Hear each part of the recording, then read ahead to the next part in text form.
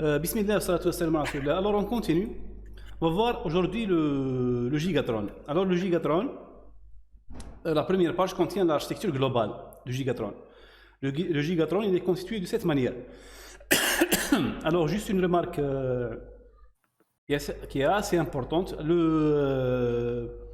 Ça c'est le data path. Ça c'est le data path et les différents composants du processeur ou bien de l'architecture tout entière, parce que l'architecture, on avait déjà dit ça, que le processeur englobe pratiquement 90% de l'architecture.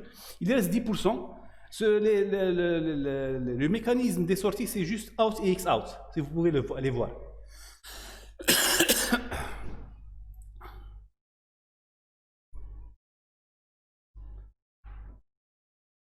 Allô?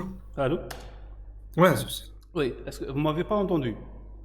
Ah si, le out, le out, c'est le out pour le vidéo, out et X out pour l'audio et le blink and light. Voilà, c'est pas grand chose. C'est pas grand chose. كاينه ثاني une image باغي نمدها لك. Ah, c'est pas ça. كاينه une image qui contient le PCB. On va en discuter, on va voir. C'est le diagramme. Et en même temps. Ah, le PCB avec le schéma superposé sur le PCB. Voilà. Je vais vous envoyer le fichier.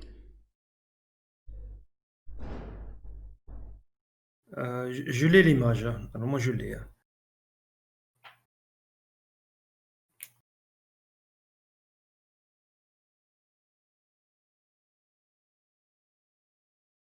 Voilà, je vous ai envoyé. Prends la même, juste pour être sur le même, pour ne pas se disperser. D'accord.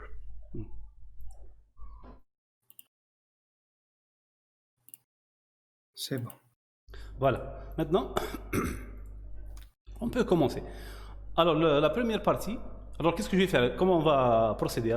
Je vais expliquer le data path, comment le Gigatron fonctionne. Le Megatron, c'est pratiquement le même data path de Gigatron. Il y a quelques composants, juste quelques composants qui ont été modifiés. Les principaux composants, c'est l'UAL et l'UCC.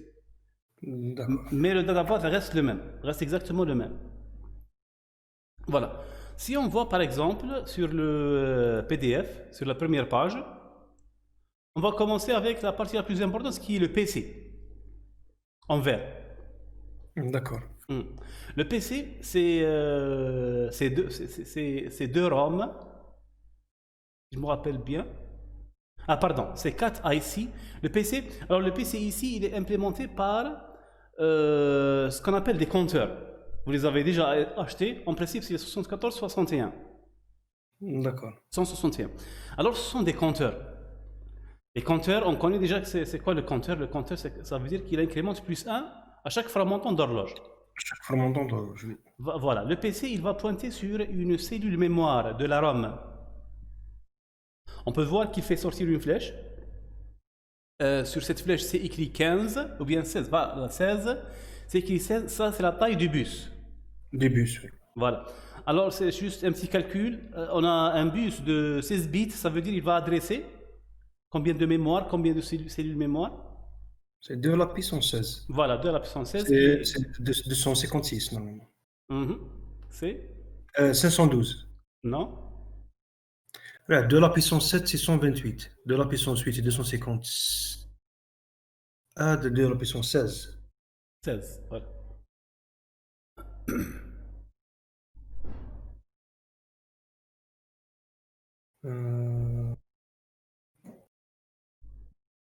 Oui, ça fait 256, 9, 512,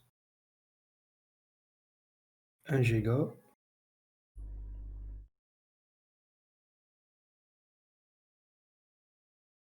C'est 2048.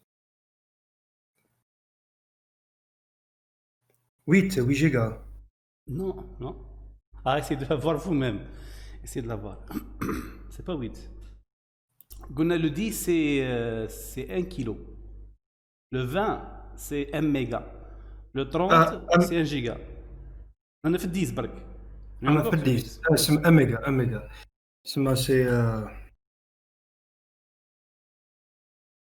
لا لا ما Essayez d'utiliser la calculatrice. Essayez la je vais نحاول نوتيليزيها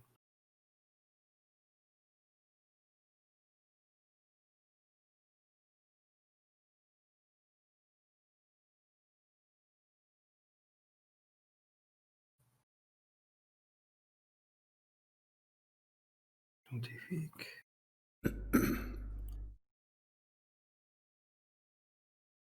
de puissance 65 000 Voilà. 65 536 Ça veut dire c'est combien d'octets? Kilo-octets? si ça c'est en bits donc ça en a kilo C'est pas en bits. ça fait Pas en bits. C'est en cellules. Chaque valeur dans l'adresse, elle adresse une cellule unique.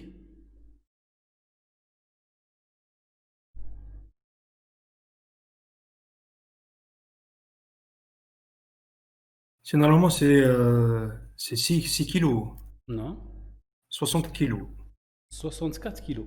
64 kilos. Voilà. Ce sont les rames. C'est la taille de la rame qu'on a acheté. Ah, Des d'accord. rames. Des rames qu'on a acheté. C'est ça? On a acheté. C'est divisé par 1024 normalement. C'est divisé par 1024. 64 kilos. C'est 64 kilos octets. Alors, les types de ROM, ils ont utilisé une ROM. Hein, une ROM. D'accord. Mais le type de ROM, il est un peu particulier. C'est pas une ROM normale. Elle est du type 27C. Elle est en ultraviolet. Ah, c'est une EEPROM. EEPROM. EEPROM. Par contre, la cellule, elle est de 16 bits. D'accord? La cellule, elle est de 16 bits. Elle est de 16 bits. Voilà. Pourquoi elle est de 16 bits? Parce que réellement, ça c'est l'architecture, hein, c'est le côté architecture de Gigatron. C'est que son instruction, elle est composée de 2 octets. Chaque instruction, elle est composée de 2 octets. Le PC, il va pointer sur la RAM. La RAM, elle contient les instructions. Elle contient le programme. La RAM, c'est la mémoire. La mémoire. C'est une mémoire, la mémoire instruction. Voilà. Mémoire instruction. C'est l'instruction memory. C'est instruction memory, c'est une ROM, elle n'est pas modifiable. Il faut la flasher. Si vous voulez changer les programmes, il faut les flasher. C'est comme ça que ça fonctionne Gigatron. Même les anciens PC, tous fonctionnent de cette manière. Ils n'avaient pas de disque dur. Par exemple, le basique ou bien voilà, les programmes, ils étaient sur RAM. Ils étaient flashés sur RAM. Voilà. D'accord. Si on voit la RAM, elle a deux bus en sortie, 8-8. C'est ça. Exact. Voilà, 8-8 parce que c'est 2 octets. Alors, il y a, pour chaque instruction, il y a le code d'instruction dans la première partie et la donnée relative à cette instruction dans le deuxième octet. Ça fonctionne de cette manière. Toutes les instructions, ils sont comme ça. Est-ce que vous pouvez me répéter, Azouz? L'instruction. Donc, l'instruction, elle est sur 2 octets. Si vous vous rappelez du MIPS, on avait vu le formatage des instructions. On avait dit que 6 bits pour le code op, RS, RT et ainsi de suite. La même chose ici.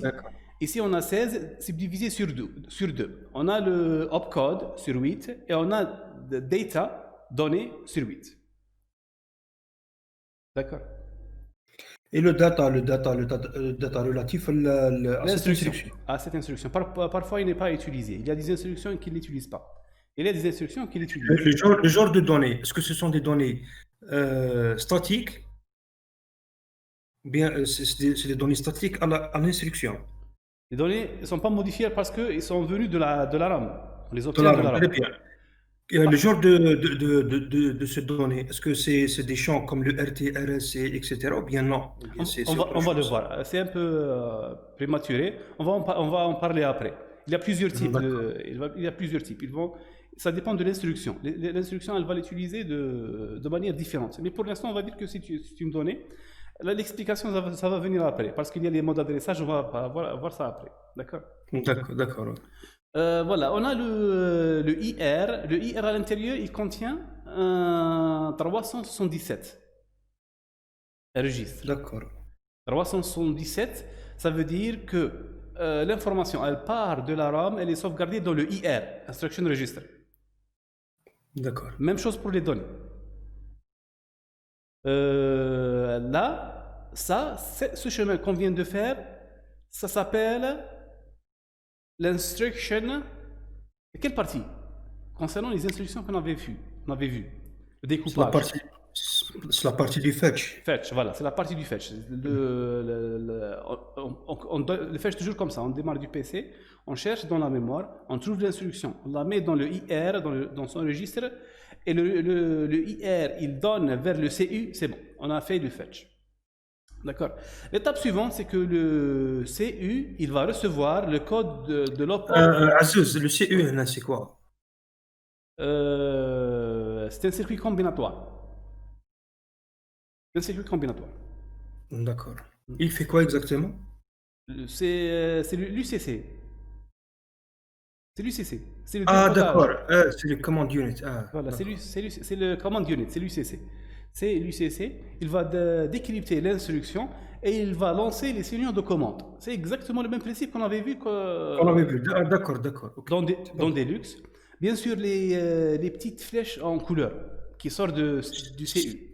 C'est les signaux. C'est les signaux de commande, très bien. Les signaux de commande. Et chaque couleur, normalement, elle correspond à une partie du data path. C'est la même couleur. Chaque couleur, elle représente un composant bien particulier. Le rouge, par exemple, c'est la RAM, l'écriture de la RAM. Le violet, par exemple, c'est l'écriture dans le Y, et ainsi de suite. D'accord.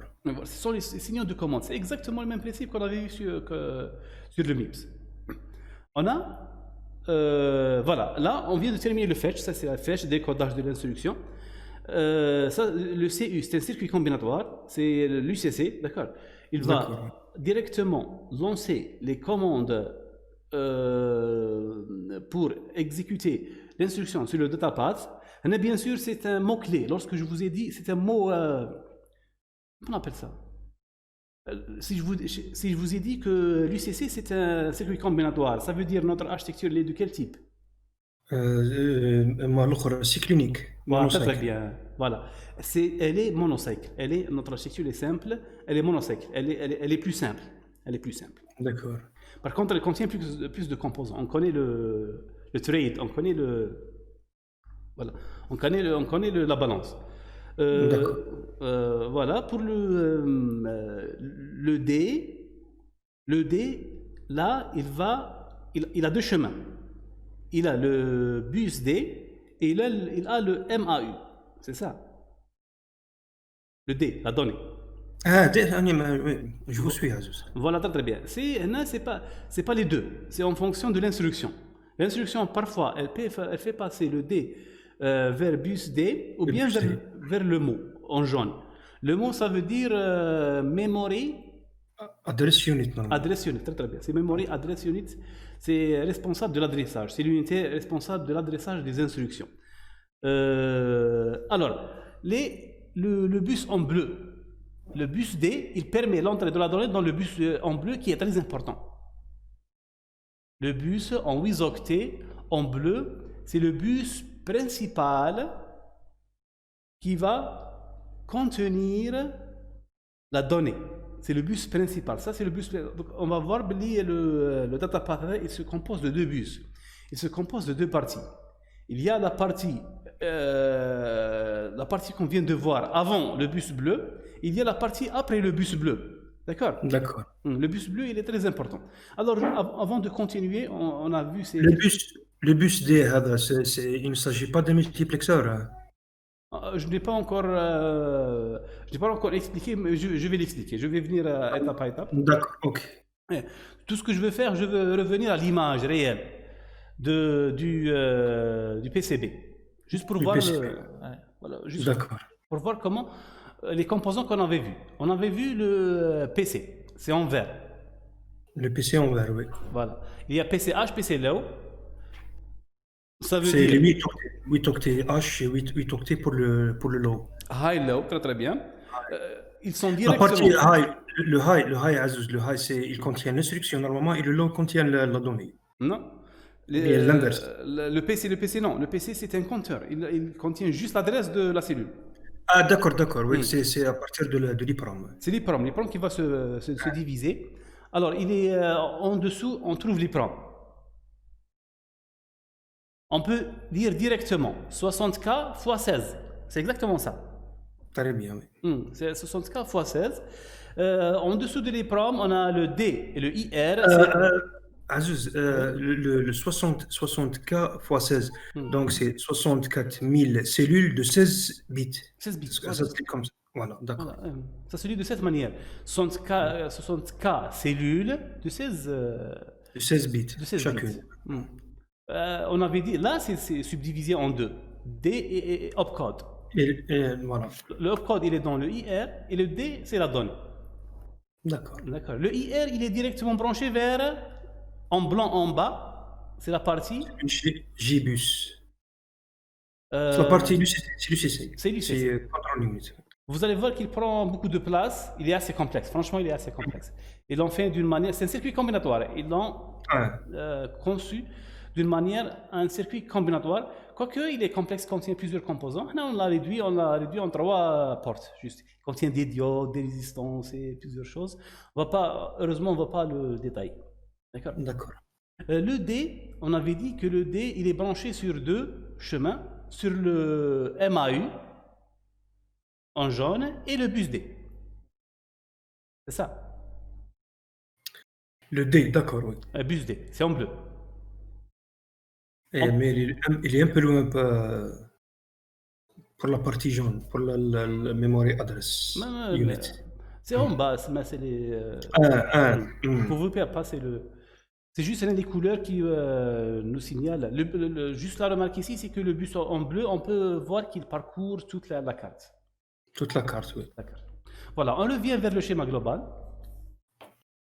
vers le schéma du PDF.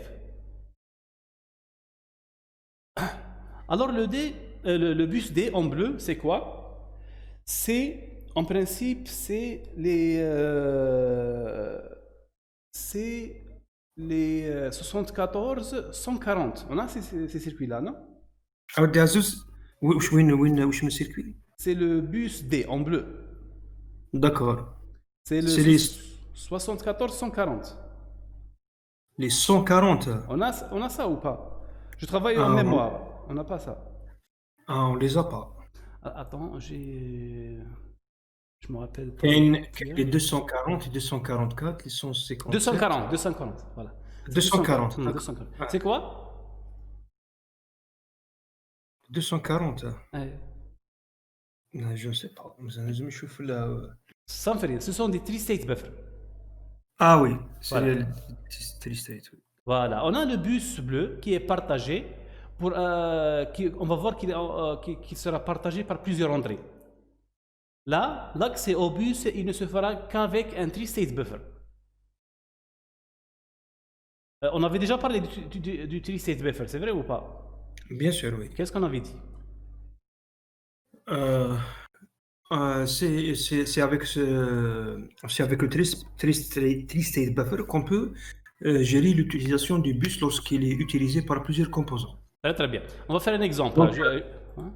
Vas-y. Donc كاين عنده 3 ports, donc عنده un port d'entrée واحد pour le signal, c'est le Z normalement. Mhm. Et l'autre pour la sortie. Donc lorsqu'il y a du signal sur le Z, Mhm. normalement il ne fait rien, et lorsque la valeur est 0 de Z, donc il laisse passer le signal, normalement. C'est Ou pas bien, ça. ou bien l'inverse. Ça me fait rire. Je vais faire un exemple. Pour bien comprendre, on va faire un exemple. Vous devrez voir sur la vidéo en YouTube. Je suis en train d'utiliser le logiciel juste pour bien comprendre comment que ça fonctionne. Ça, le principe est assez complexe, mais il est très important aussi. Hein. Il faut bien le comprendre. Ça, c'est la gestion des bus par plusieurs composants. Lorsqu'on a un bus unique. D'accord. Azouz, est-ce que vous pouvez zoomer un peu, Bark, pour voir plus clair? Ouais.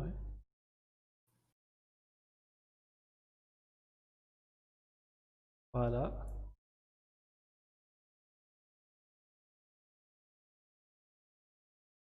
Voilà. C'est bon. C'est bon. Voilà, ici, qu'est-ce que je vais faire? Qu'est-ce que globalement, vous allez voir que j'ai ajouté, que j'ai fait en tout 4 state buffer. C'est exactement comme l'exemple du Megatron. D'accord. J'en ai fait 4. D'accord. Qu'est-ce que les 3 state buffer, ils sont d'entrée de 4, ils sont, pardon, ils font la séparation entre 4 entrées et un seul bus, et un bus unique. D'accord. D'accord. Le bus unique, je vais donner sa sortie. Sa sortie, elle est le cercle. Les cercles en logiciel, les cercles, c'est les sorties. Les carrés, c'est les entrées. D'accord. D'accord. Le three-state buffer, c'est bien connu. Tu le connais déjà. Ah, je le connais, oui. Voilà. On voit les couleurs. Donc, le cercle là, c'est la sortie. Le cercle, c'est la sortie. Voilà. Et les carrés, c'est les Les entrées. carrés, c'est les entrées. Les carrés, je peux les modifier manuellement avec la main. Je peux les modifier manuellement. Voilà. Ici, en supposant les entrées, c'est la sortie de 4 composants différents. D'accord. L'entrée 1, par exemple, elle représente, je ne sais pas, la sortie de la RAM. L'entrée 2, par exemple, elle représente la sortie d'un circuit combinatoire. L'entrée 3, et ainsi de suite. D'accord. D'accord. Ils vont partager le même bus. Bien sûr, je parle au niveau binaire. Je ne vais pas faire sur 8 bits. Pour simplifier les choses, je vais travailler sur un seul bit. Mais c'est facilement généralisable sur 8 bits. D'accord. D'accord. Voilà. Les couleurs sont importantes. Il y a le bleu et le vert. C'est ça. Le bleu, c'est la valeur Z. La valeur Z, c'est électriquement lorsque vous avez un fil électrique qui n'est pas branché ni au pôle positif ni au pôle négatif. Il est détaché. Il est détaché, d'accord. Voilà. Si vous avez un fil qui est détaché, on dit qu'il a la valeur Z, la valeur flottante. On ne connaît pas son voltage. D'accord. On connaît l'ampérage. L'ampérage, on sait que c'est 0. D'accord. Mais il n'y a pas de courant qui passe. Mais le voltage, c'est variable. Mais le voltage, mais parce que il y a une chose, oui. C'est que là, c'est un voltage d'une énergie statique. Il est statique. Voilà, il est statique. Même le voltage. كما نقولوا كومونديو بالعربيه فرق الكمون. فرق الكمون. ما كانش فرق الكمون فيه. هو الكمون تاعو on le connaît pas. Il est مجهول, il est inconnu. Inconnu. Il est inconnu. Si on branche par exemple la barre par exemple plus, il va prendre son voltage. La barre moins, il va prendre son voltage. S'il y a une différence de voltage, il y aura un passage de courant. D'accord, un passage de courant qui a une différence de voltage. فرق الكمون. D'accord, donc sur le three-state buffer, la partie qui est devant la tête pointue là, c'est ça le Z. Donc c'est pas c'est le bleu. Voilà, c'est le bleu. Voilà. Ce n'est pas le carré qui est au milieu. Voilà. Je croyais que c'était ça le Z. Non, le Z c'est la sortie. La sortie, d'accord. C'est la sortie du three-state buffer. Le carré, c'est le signal de commande. Il va permettre de contrôler le three-state buffer. D'accord. D'accord. Ce que vous avez confondu avec Z, c'est le signal de commande. Il va contrôler le three-state buffer. Comment il va le contrôler? Si je donne la commande 0 au three-state buffer, il va sortir le Z. Ça veut dire qu'il va découper.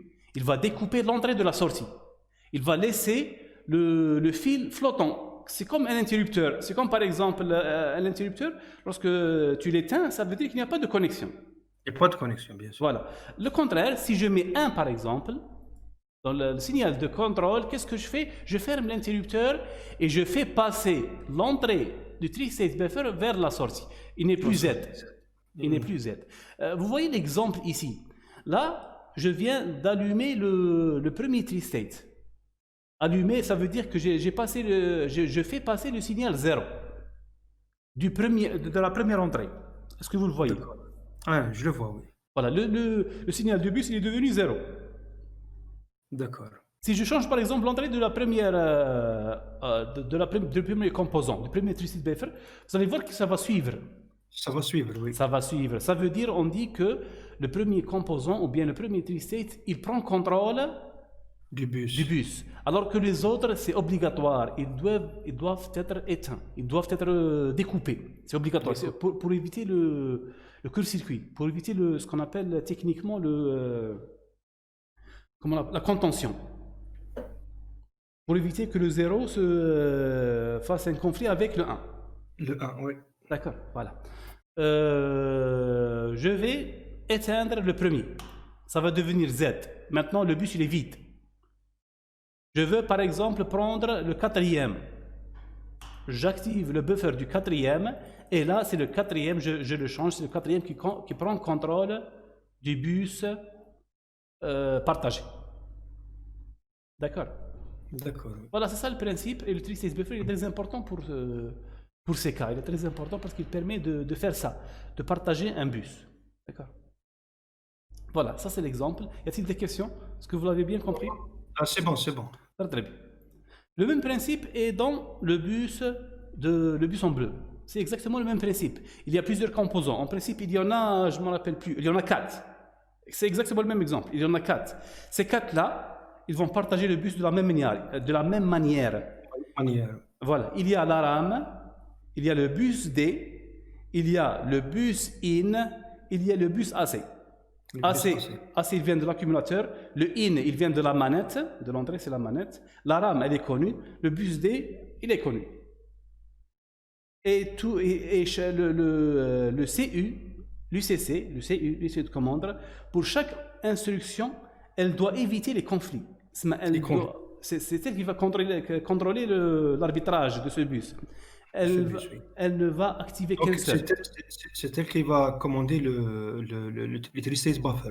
Les 4 twisted buffers pour qu'un seul puisse accéder au bus. D'accord. Voilà. Le bus, l'information. Le bus, il prend l'information, on avait vu, de 4 sources. Le bus D, d'accord, de l'instruction, ou bien de la RAM. Le bus en bleu. D'accord. La source CO, il prend l'information de 4 sources différentes. Très bien. Ou bien c'est du bus D, ça veut dire de l'instruction, de D de l'instruction. Ou bien il prend de 4 sources. 4 sources différentes. Donc on a bus AC, bus IN. Le bus D, 3. La quatrième. Et la RAM. Quatrième, c'est la RAM. C'est la RAM, oui. C'est la RAM. La RAM, elle est particulière, elle est bidirectionnelle. Bidirectionnelle, oui. Je vous ai dit déjà ça, que les RAM sont bidirectionnelles. Même avec lesquels on va travailler, ils sont bidirectionnels. D'accord? D'accord, oui. Voilà. Ça, c'est les sources. Les destinations maintenant. Ce bus D, il va parvenir l'information à plusieurs sources, à plusieurs destinations. Quelles sont ces destinations? Vous pouvez les énumérer? Donc, on a l'UPC, l'UAL et la RAM. L'UAL, très bien, et la RAM. Voilà, il y en a que 3. Il y en a que 3. Voilà. Là, on peut passer à la deuxième phase, la deuxième partie. Je vous ai dit, le bus CD, il divise le processeur en 2 parties. On vient de terminer la première partie. Est-ce qu'il y a des questions pour la première partie? Non. Voilà, non, il n'y a pas de questions. Pour la deuxième partie, on va continuer. On va voir le plus important, c'est le registre AC. C'est aussi un registre 377. D'accord. C'est le registre accumulateur. Le registre accumulateur, par définition, on sait que c'est le registre par défaut qui est branché dans l'entrée A de l'UAL. Voilà. Et c'est par défaut, c'est le registre qui va recevoir le résultat de l'UAL. Par défaut. D'accord. Vous me répétez, Azouz? La définition d'un accumulateur, quel que soit le processeur. Hein. L'accumulateur, c'est ça. L'accumulateur, c'est l'entrée A de l'UAL. L'UAL, très bien, c'est bon, c'est bon. J'ai fait la correspondance entre le registre. Donc, c'est vrai, il pointe toujours sur l'entrée A de l'opérande A de l'UAL. De l'UAL. Et en même temps, il reçoit aussi une sortie de l'UAL, une sortie de l'UAL. S'il y a une opération, impérativement, le résultat il sera dans l'accumulateur, impérativement. Il ne peut pas être dans un autre registre, d'accord? Un autre registre, exact, oui. Voilà, ça c'est la définition de l'accumulateur. C'est pour ça qu'on l'appelle accumulateur. Alors, l'AC, bien sûr, il a, comme on avait défini, il donne vers l'UAL et il prend de l'UAL. C'est ça? C'est ça, exact. Voilà. L'AC aussi, il peut retourner l'information vers le bus. Vers le bus AC. Vers le bus bleu. D'accord. C'est normal, parce que là, on va voir ben, l'AC, il va lorsqu'on fait une sauvegarde, par exemple la RAM, c'est à partir de l'AC. À partir de l'AC, oui. L'AC, l'information, elle va partir de l'AC vers la RAM. Qu'est-ce qu'il y a encore? L'AC aussi, il est branché à X-out. Est-ce que vous pouvez voir ça? Ouais. X-out, c'est un registre qui est chargé de... C'est une unité de sortie. Elle est chargée de l'audio. L'audio et quelques... L'audio est, si vous avez observé par exemple, si on voit par exemple le PCB, il y a 4 LED. Vous pouvez les voir. Ouais, il fait le clignotement des LED. Voilà, il contient la valeur des LED. X-out contient la valeur des LED. Alors, on va continuer à partir de l'ALU. L'ALU, la première entrée, le A, l'entrée A, c'est le AC. La deuxième entrée, elle vient du bus. Azouz, une question, Bark. Donc, sur le schéma, l'unité ALU, 10 IC, qu'est-ce que ça veut dire? Il y a 10 integrated circuits, 10 circuits. Ah, d'accord. Donc, c'est la même chose pour tous les composants. Voilà, si vous lisez par exemple 2 IC, ça veut dire 2 integrated circuits. À l'intérieur, combien de circuits composent cette unité? Cette unité, exact. Voilà. La sortie de l'ALU, elle pointe vers un deuxième bus, vers le bus en orange. C'est un bus aussi. D'accord? C'est le bus de sortie de l'ALU. C'est le result out bus, normalement. C'est le result bus, voilà. Le premier, c'est data bus. Le deuxième, c'est le result bus. Le result bus, il va donner l'information, bien sûr, à l'AC, on sait ça, vers le out. Ça, c'est très important. Le out, c'est il va faire la sortie vers la sortie du vidéo, la sortie RGB vidéo. D'accord? D'accord. Et il y a les deux registres Y et X. Ils sont assez importants. Quel est leur rôle, justement? Voilà, on va les expliquer. Ce sont des registres. Réellement, le X, c'est un compteur. Et le Y, c'est un registre. Mais on va voir pourquoi c'est fait de cette manière. Mais il va pointer vers... L'UAL, elle peut sortir vers ces deux-là. Alors, Y et X, c'est quoi? Ce sont des registres. Ils ne contiennent pas des résultats. L'UAL ne met pas de résultats ici. D'accord? Qu'est-ce qu'il permet de mettre? Il met des adresses. Le rôle, c'est des adresses. Le rôle principal, c'est de construire les modes d'adressage. Ah, d'accord. Les modes d'adressage, ils sont construits en utilisant ces deux registres, X et Y. Le Y, on peut voir le Y qu'il peut envoyer directement le PC pour changer l'adresse. D'accord? Il peut aussi envoyer vers le MAU. Le X, c'est la même chose, il n'envoie que au MAU. Là, le MAU, c'est la dernière partie qu'on va étudier. Le AMAU, le composant AMAU, qui contient 4 IC à l'intérieur, il va faire la gestion de l'adresse. Il a 3 sources.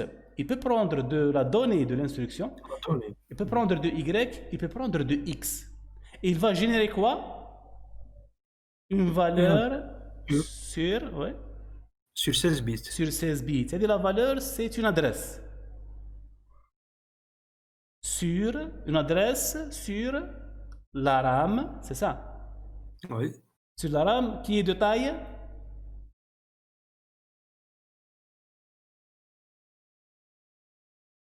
Et de quelle taille, la RAM? De la puissance 8. de la puissance 8 normalement. لا.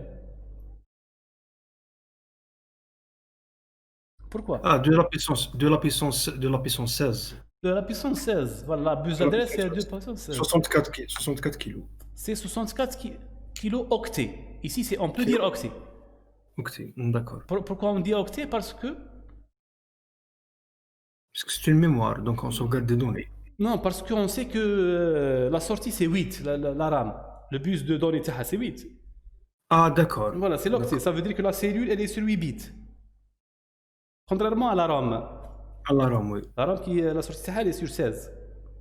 La sortie, elle est sur 16. Voilà, c'est ça le data path. On vient d'étudier le data path. Y a-t-il des questions? Voilà, le data path, bien sûr, il y a des choses que tu ne vas pas comprendre juste après que... On va détailler, vous allez voir pourquoi ils sont faits de cette manière. Là, la difficulté, je vais vous le dire à l'avance, c'est les modes d'adressage. Il y a plusieurs modes d'adressage. On doit les étudier, on doit comprendre pourquoi ça fonctionne de cette manière. Ça dépend des instructions. Alors, par définition, pour éviter toute confusion, c'est quoi un mode d'adressage? Je ne sais pas ce que vous vous rappelez de ça ou pas.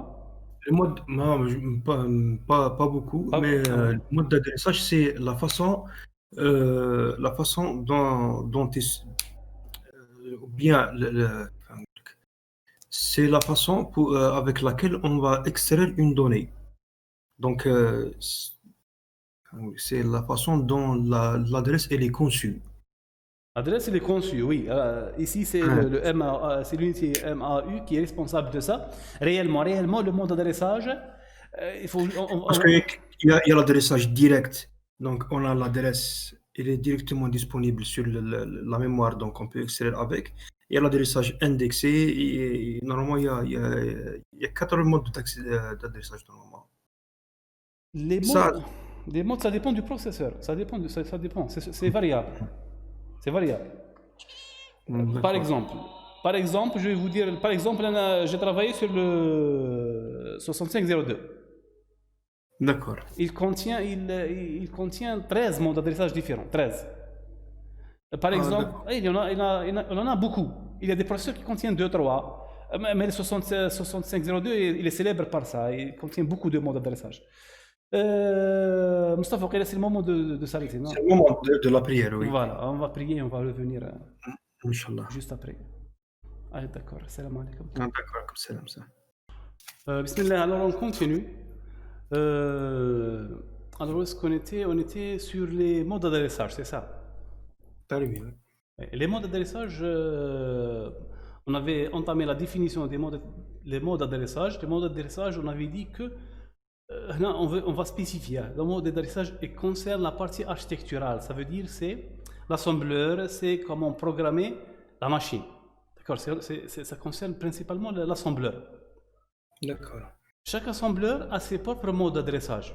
Les modes d'adressage, par définition, dans l'assembleur, c'est la manière que les instructions peuvent accéder à la donnée dans la mémoire. D'accord. Le plus célèbre, il y a par exemple le mode implicite. Le mode implicite, comme par exemple les instructions, par exemple no-op. Vous connaissez les instructions no-op? No-op, je les ai oubliées complètement. No-op, c'est l'instruction qui ne fait rien. D'accord. Elle n'a pas de mode d'adressage. Vous n'avez pas besoin de spécifier la source de la donnée. Vous n'allez pas la spécifier. On appelle ça l'adressage implicite. Il y a l'adressage immédiat, oui. Voilà. Là, en anglais, immediate. Le mode d'adressage là, c'est le mode que la donnée, c'est une constante qui se trouve avec l'instruction, sur la même mémoire que l'instruction. Par exemple, il y a des instructions, il y a différents types. Vous savez qu'il y a différents types d'instructions. D'accord. Voilà, vous voulez par exemple faire par exemple l'addition. On sait que pour les architectures qui fonctionnent avec un accumulateur, la première opérande, le premier opérande, c'est l'accumulateur, on le sait. C'est l'accumulateur, oui. Le deuxième opérande, on va choisir. Ça dépend du mode d'adressage. Si on prend le mode immédiat, ça veut dire que la donnée, elle se trouve avec le code de l'instruction. Elle se trouve juste après l'instruction.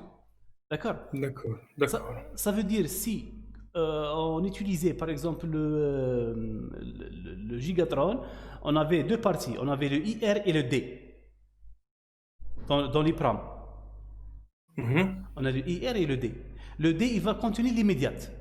L'immédiate. Dans ce cas-là, mais dans d'autres types de mode d'adressage, il va changer.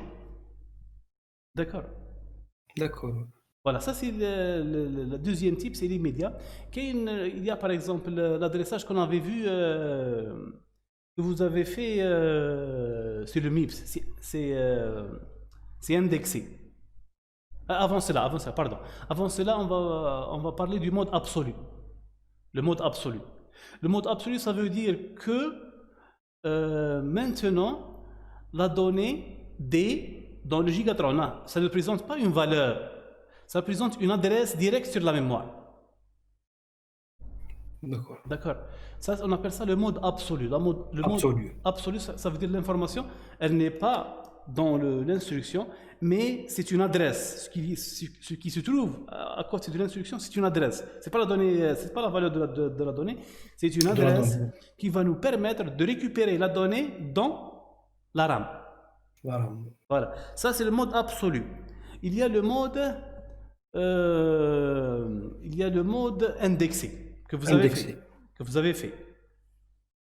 Le mode indexé est très simple. Vous avez une adresse, ça c'est l'adresse absolue, plus un index. D'accord? Le MAU, tu lui donnes, il va prendre l'adresse et il va lui ajouter un index. Ça dépend de Un l'index. index. Voilà, ça veut dire l'instruction, elle va contenir deux trucs. Il va contenir l'adresse absolue plus l'index L'index. pour accéder à l'opérande. Ça, c'est le mode indexé. Il y a le mode indirect. Le mode indirect, là, c'est la divergence entre les processeurs. Il y a indexé, il y a indexé et absolu, indirect et indexé. Là, ces mélanges, ça, ils forment les différents modes pour chaque processeur. D'accord? Le mode indirect, c'est très simple. Le mode indirect, il est principalement utilisé pour les pointeurs dans le langage C. Il est utilisé pour ça. Qu'est-ce que ça signifie? Ça signifie que l'instruction, elle a, dans D par exemple, elle a une adresse. Cette adresse, elle pointe sur la RAM, c'est ça. Exact. Lorsqu'on ramène l'information de la RAM, dans la RAM, ce n'est pas une valeur. C'est une autre adresse qui va pointer sur une autre adresse sur la RAM. C'est pour ça qu'on appelle indirect. Je vais faire Donc, le D, il contient une adresse. une C'est ça. adresse dans la D'accord. RAM. Une adresse dans la RAM. Dans la RAM. Oui. Et la cellule correspondante à cette adresse, elle contient une autre Aussi une adresse adresse, voilà. dans la RAM, dans Dans la la même RAM. RAM. Voilà. D'accord. Voilà, on appelle ça indirect. C'est utilisé pour les pointeurs. C'est principalement utilisé pour les pointeurs. Voilà, globalement c'est ça les différentes adressages. Mais le Megatron, on va voir les adresses après lorsque on étudie les instructions. On va voir les modes d'adressage un à un. D'accord. Alors là, qu'est-ce qu'on va faire? On va juste faire la comparaison et vous allez essayer de voir la représentation sur le logiciel de Megatron. Alors, je ne sais pas, D'accord. vous avez le fichier. Ah, je l'ai toujours le fichier. Ah, ok.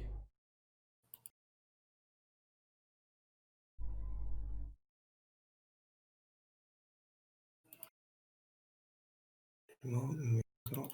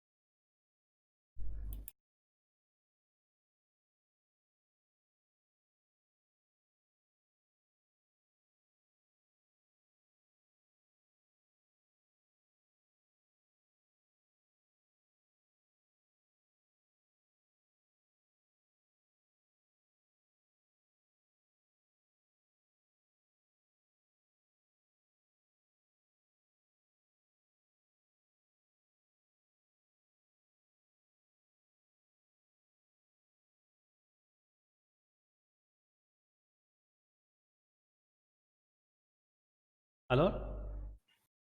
Ah, c'est bon, je l'ai, Azus. Ah, tu l'as. Ok. Euh, Alors, si on voit, c'est exactement le même. Il y a quelques modifications, mais c'est pratiquement le même datapath. C'est ça. Alors, pratiquement, ouais. pratiquement, c'est le même, c'est juste que les entrées-sorties sont un peu changées, mais c'est pratiquement le même. C'est juste plus, comment نقولوا, plus détaillé. Ça, tu peux lire directement les Mhm. signaux. Il y a par exemple les afficheurs. Ça, c'est des afficheurs pour lorsque vous exécutez les instructions, vous pouvez Pour suivre, faire le débogage. voilà, Mhm. en temps réel, chaque bus, quelle est la valeur qui se trouve à l'intérieur. Voilà, vous allez voir, par exemple, là on va détailler les composants. Par exemple, vous allez entrer à l'intérieur du PC. On va entrer à l'intérieur du PC, on va voir avec quoi il se compose. Vous allez cliquer sur le troisième bouton et View PC. Vieux PC. Voilà, à l'intérieur on trouve 4 circuits.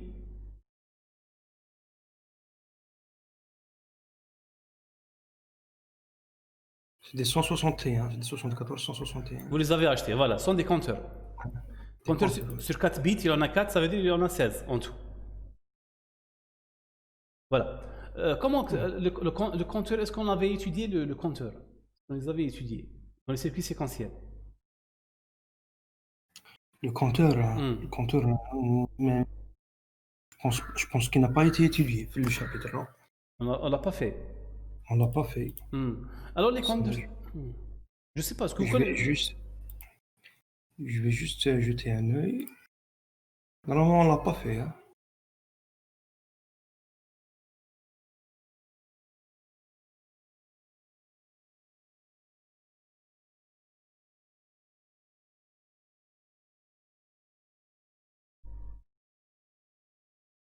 Si?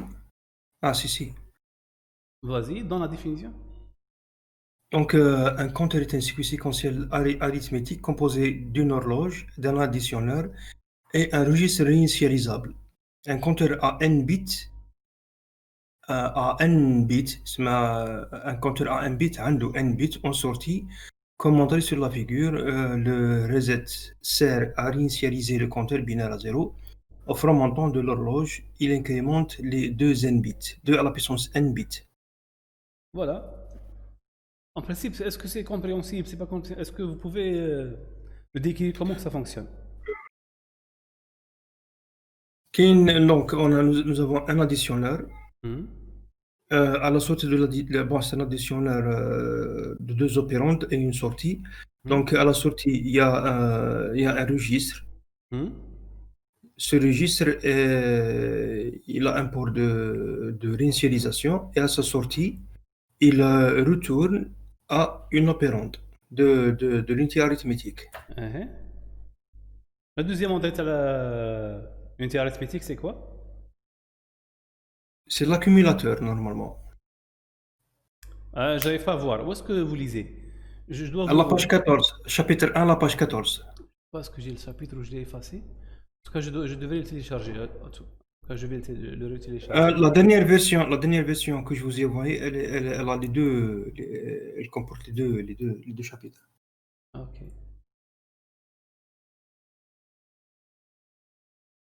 Un instant que ça se télécharge. Ah, je l'ai déjà, je l'ai. Hmm. Téléchargement main. C'est quelle page? La page 14. 14. Table de Carnot. Parce que 14 sur le PDF. Ok. Ah, la page 14 sur le PDF, oui.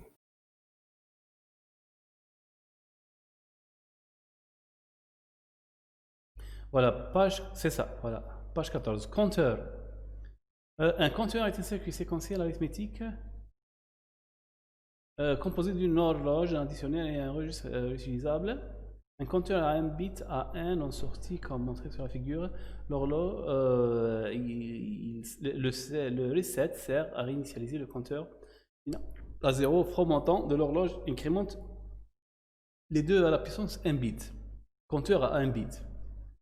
C'est très important. Alors, comment que ça fonctionne, Mustafa? Qu'est-ce qu'il fait? Qu'est-ce qu'il fait réellement? Comment on va l'utiliser?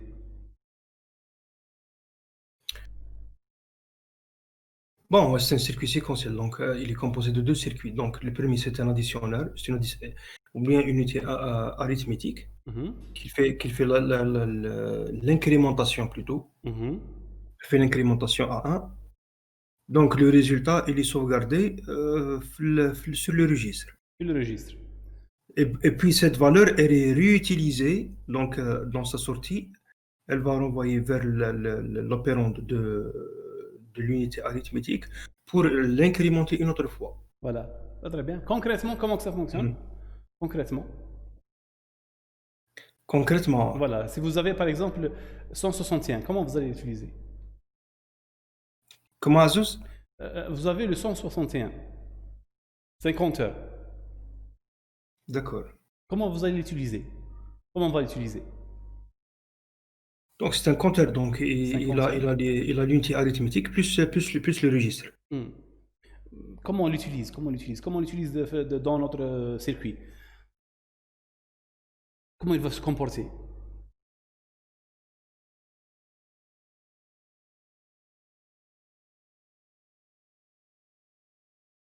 Réellement, si, C'est-à-dire, ça veut dire qu'on a acheté, on doit l'utiliser maintenant. On doit l'utiliser. d'accord, Comment on va l'utiliser? d'accord. Comment on va l'utiliser? C'est par rapport à ça. Il se compose pas de cette manière. Alors, l'utilisation, son utilisation, c'est un compte, c'est par rapport le long terme, c'est un compteur. Qu'est-ce que ça veut dire? On va sauvegarder une valeur binaire à l'intérieur. Une valeur D'accord, binaire. Par exemple, d'accord, la valeur 4. d'accord. Lors du from montant, il va s'incrémenter, il va devenir 5. 5, très bien, Le prochain from montant, il va devenir 6. très Le bien. prochain, 7, et ainsi de suite. Voilà, ça le compteur. Et, Ah, c'est ça. et ça, c'est très utile par rapport au PC. Ça, c'est le Ah, comportement du d'accord. PC. Le C'est le PC, comportement du PC, exact. Oui. ça veut dire il va pointer sur la première adresse, le prochain from montant, il pointe sur la deuxième, le prochain from montant sur la troisième, et ainsi de suite. D'accord. Voilà. On a bien sûr la réinitialisation. Ici, il n'y a que la réinitialisation. Ça veut dire on va le remettre à zéro. C'est ça. Ah, 0, exact, Hmm. oui. Mais réellement, le 161, il a une autre commande très importante. C'est que tu vas le réinitialiser avec sa propre valeur. Par exemple, il contient la valeur 4. Tu veux lui mettre la valeur 10, par exemple. Tu peux le Ah, faire. d'accord. Tu peux le faire. Exactement. Dans Ouais, exact. le. Et parce que j'allais vous poser cette question, par exemple, lors des instructions de branch if equal, par exemple. Voilà, c'est les branchements et les jumps, on Et les jump, utilise. et les Voilà. jump. Donc l'adresse, elle est calculée. Donc on va réinitialiser avec l'adresse qu'on va utiliser, Voilà, la voilà, nouvelle adresse voilà, très très calculée bien. et pas celle incrémentée par 1. Voilà, très très bien. C'est ça le compteur. Il est très utile. Euh, il est assez complexe à utiliser, hein. Vous allez le voir. Là, vous allez l'étudier. Vous avez compris le principe. Là, vous allez l'étudier vous-même. Vous allez prendre le datasheet, vous allez comprendre comment que ça fonctionne. Comment ça fonctionne? Hmm. D'accord. Ça, ça entre dans notre travail. Euh, Voilà, ça c'est le PC. On va retourner vers le schéma global. Tu vas cliquer sur Megatron à gauche. Megatron TCL, ça va vous ramener vers le schéma global. Ramener vers le schéma global. Oui. Voilà, ensuite, vous allez voir la RAM à l'intérieur. Qu'est-ce qu'il y a à l'intérieur? Donc une mémoire. Voilà. Avec la mémoire, vous allez cliquer sur cette mémoire. Et vous aurez Mhm. les attributs à gauche, en bas. Vous allez les lire et on va les comprendre. Donc elle a 16 bits d'adresse, Très très bien. 16 bits de données. 16 bits de données, très très bien. C'est pas 8 bits, c'est 16 bits. C'est 16 bits, oui. Les sorties, on voit qu'ils sont séparés en deux. En deux, exact. Il y a le IR, il y a le D. To IR Ça, et c'est to D. en Euh, PC. Oui, R2D. D'accord. D'accord, oui. Une remarque très importante ici. Lorsque vous avez un bus qui se compose de plusieurs bits, comme ici, il aura la couleur toujours noire. Un bus qui se compose de plusieurs bits. Bits, comme ceci. Face au carré, au rectangle rouge. Ah non. Rectangle rouge. Quel rectangle? وين عزوز يا اخي وين لا sortie D. On est à l'intérieur de la ROM. Ouais, je suis à l'intérieur de la RAM. Il y a la mémoire. La mémoire, il y a l'entrée A qui vient D'accord. from PC. From PC et la sortie D. C'est une entrée rectangle. Elle contient 16 zéros, c'est ça? D'accord, oui. Voilà, la sortie, ça va se départager en deux. 2IR, 2D, ils ne sont pas des rectangles, ce sont c'est des rectangles arrondis, c'est des cercles, C'est des cercles, pour désigner les sorties. D'accord? des sorties. D'accord. Si vous suivez bien, les fils, ils sont noirs. Ils sont noirs. Sur le point où il y a le 07 et le 815. 07, 8, 15. Où est-ce que tu les... Je les trouve pas. Le 07 c'est pour le 2IR et le 815 pour le 2D. Ah non, non, les fils de transmission, ils sont de couleur noire, contrairement à ce que l'exemple qu'on avait fait, c'était vert et bleu. Est-ce que tu te rappelles? L'exemple qu'on avait fait avec les space buffer, c'était vert et bleu, c'est ça? Vert et bleu, d'accord. Et ici, ils sont noirs, non? Ils sont noirs, oui. Voilà. Là, c'est une caractéristique. Là, en même temps, on est en train d'étudier le logiciel pour l'appréhender. Le fil avec couleur noire, ça veut dire un bus. Il contient plusieurs à l'intérieur. Plusieurs bits, d'accord. Plusieurs fils à l'intérieur. D'accord. Si vous avez un fil sur un seul bit, ça sera de couleur verte, généralement. D'accord. Le vert, il y en a deux nuances. Il y a le vert clair, il y a le vert foncé. D'accord. Le vert foncé. Le vert clair, normalement, c'est lorsqu'il est. Le vert clair, normalement, lorsqu'il y a A1 et le foncé lorsqu'il y a 0. Très très bien. Voilà. Le vert foncé, c'est à 0. Il y a le bleu, c'est le Z. D'accord. Il y a le rouge. Parfois, vous aurez le rouge. Le rouge, c'est lorsque vous allez travailler avec le logiciel, vous aurez le rouge. Le rouge, c'est la contention. D'accord. S'il y a un court-circuit, il va devenir rouge. Voilà, globalement c'est ça. Il y a quelque chose de très important. Lorsque vous avez, par exemple, un bus qui contient plusieurs fils à l'intérieur, et lors de votre conception, vous voulez accéder à ces fils. Là, il y a un mécanisme, il y a un composant, qui va vous permettre de faire ça en logiciel. Ça s'appelle, vous pouvez le trouver dans le répertoire à droite, dans le répertoire wiring, le deuxième répertoire wiring. Wiring, d'accord. Ça s'appelle un splitter. Splitter, d'accord. Voilà, le splitter, qu'est-ce qu'il prend en entrée? Il prend un bus et il va le départager. Le départage qui a été fait ici entre IR et D, la RAM, il a été fait avec un splitter au milieu. Avec un splitter, oui. Voilà, il est assez simple à utiliser, je vais vous laisser le maîtriser vous-même. En tout cas, c'est ça le principe. D'accord. D'accord, oui. Ouais, il y a aussi l'inverse du splitter. Ça veut dire que tu prends plusieurs fils et tu les rassembles dans un seul bus. D'accord. Il fait les deux travaux. Il peut ouvrir plusieurs fils ou bien il peut les rassembler dans un seul bus. Les rassembler. Qu'est-ce qu'on a encore? Voilà, ça c'est le. Alors on revient vers le schéma global. Ici, c'est vrai que je ne l'ai pas écrit, mais la RAM qu'on va utiliser, c'est les 60. C'est celle qu'on a acheté. On va utiliser deux. C'est 27, c'est 256 ou bien 512. 512. On va utiliser deux. C'est logique. C'est logique ou pas? On va utiliser deux. On va utiliser deux. On ne va pas utiliser une ici. Le J80 utilise une. Parce que il utilise un modèle. Je vous ai dit. Sur 8 bits. C'est un modèle particulier.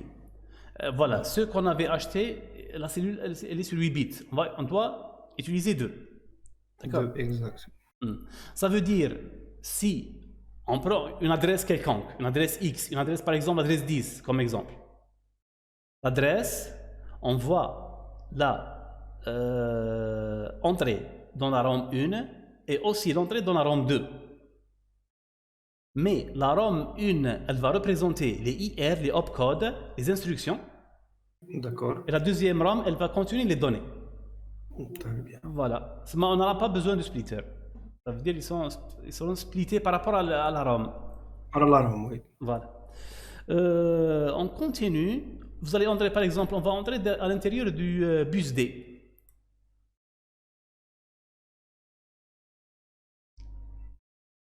Le bus D.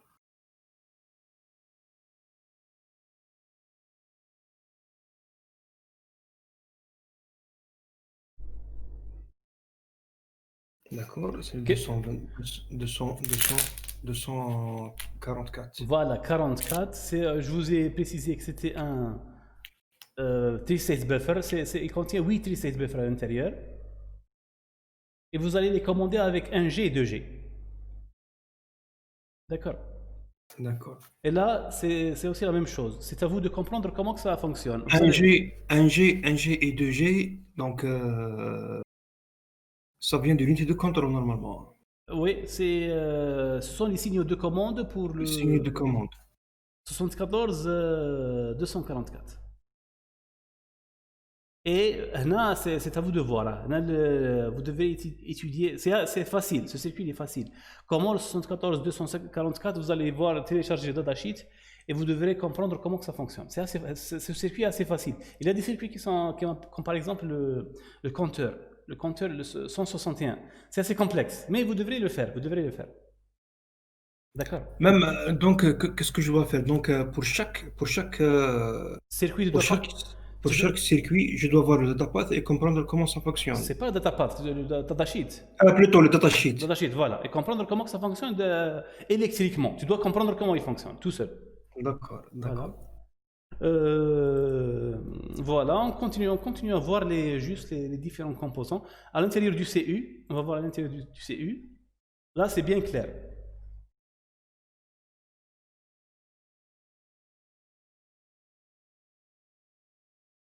Le CU, les 27C 512. 3. Et vous pouvez voir qu'il y a combien?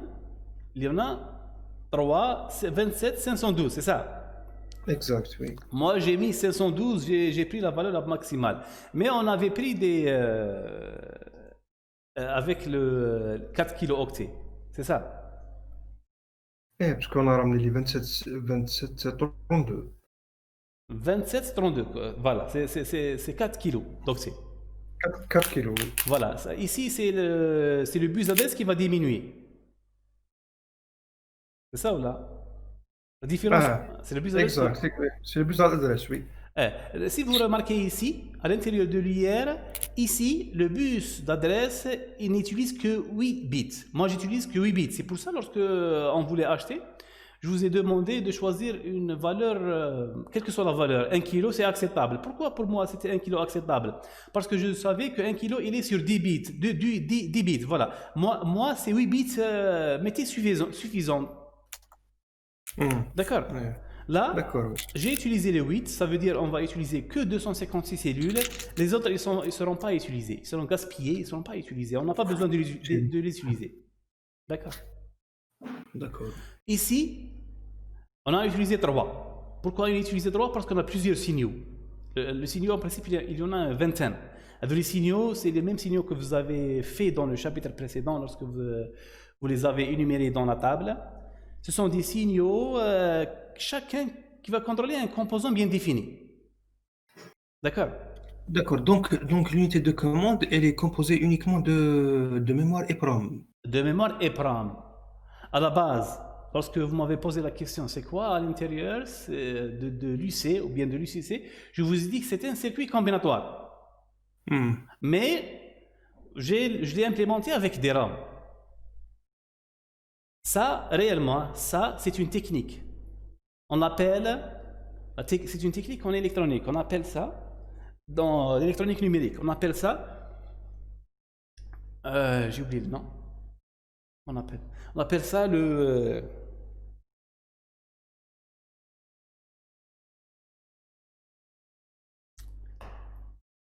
comment on appelle ça?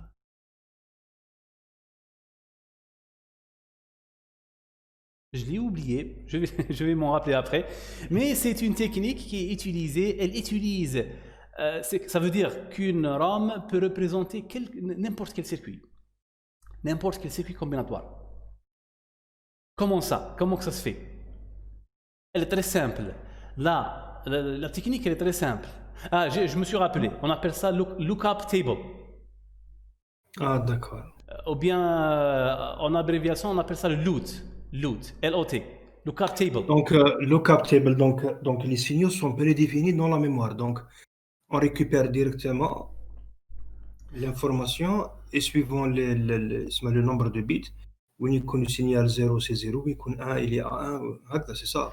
Lookup table, la technique c'est de lookup table, c'est que la mémoire, la RAM, elle ne fait rien, elle copie la table de vérité du circuit. Exact. Il n'y a pas d'étude du circuit, il n'y a pas de porte, il n'y a aucune porte, mais la mémoire, si on vérifie à l'intérieur de ces RAM, qu'est-ce qu'on trouve? On trouve la table de vérité. Ça veut dire, si vous lui donnez la valeur 0, ici par exemple, 0, 0, 0, 0, 0, 0, il va sortir la combinaison de la table de vérité de cette entrée. D'accord? L'étude ici du circuit s'arrête à la table de vérité. À la table de vérité, tu t'arrêtes. L'entrée de la table de vérité, c'est quoi? Par rapport à la mémoire, c'est des bits, normalement. C'est des bits, oui, mais ça représente quoi dans la RAM?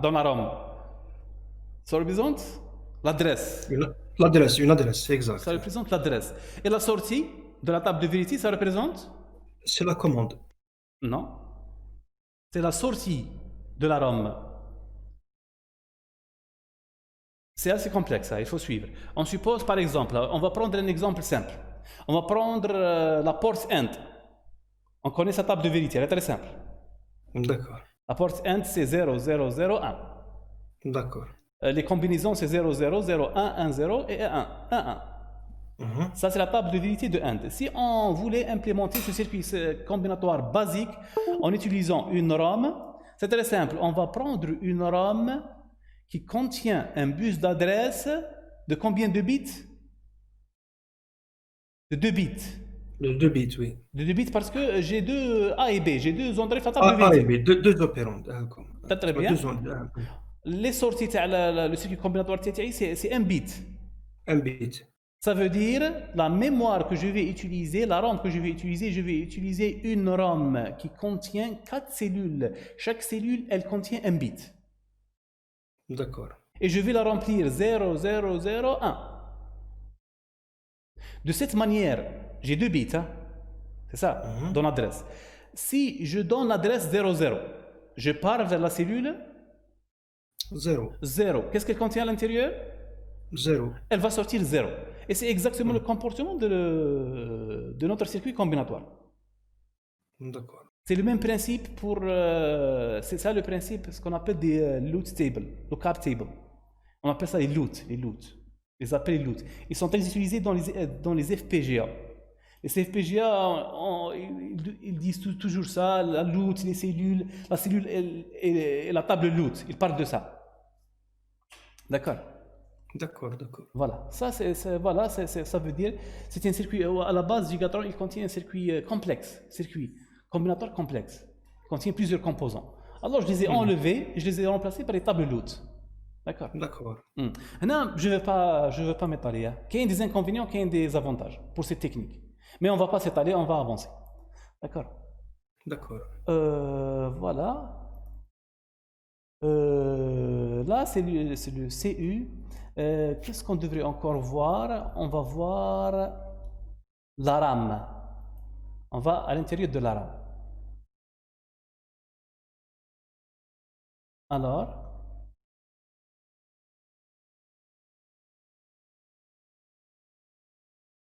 est-ce que vous l'avez vu?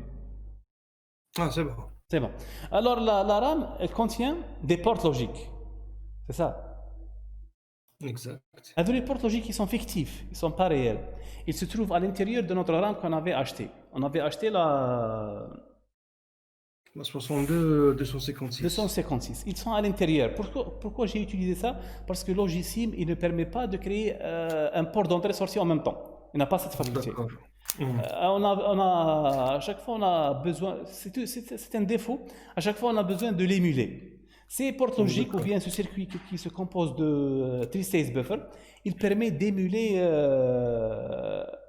output-input, un port d'entrée-sortie en même temps. D'accord. Voilà. Ça, c'est notre RAM qui est de 32 kg, c'est ça. 32 kilos, oui. Malheureusement, on n'avait pas trouvé de 64 kg. Si on avait trouvé la 61 512, on aurait utilisé directement 64 parce qu'on avait 16 bits, c'est ça. 16 bits, oui. Elle n'est pas disponible, on va travailler sur 15 bits comme le Gigatron.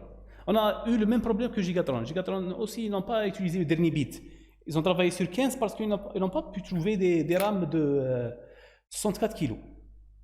Ah, d'accord. Ok. Voilà. Et si on utilisait deux RAM? Ça, c'est faisable, mais en principe, on doit ajouter une porte D'accord. pour la commande. Je ne sais pas, c'est faisable, là, c'est faisable. Mais donc, on va voir le circuit après du commande. Je l'ai pas encore étudié. Sinon, on doit ajouter une autre porte. Le problème, c'est qu'on ne peut pas ajouter les portes n'importe comment. Si on ajoute une porte, on ajoute un circuit. Bien sûr, bien sûr, bien sûr. Pour utiliser deux, la commande, il faut éteindre une et allumer l'autre par rapport au 15e bit de l'adresse. D'accord.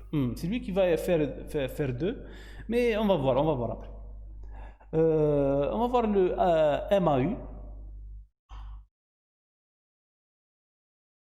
Vas-y.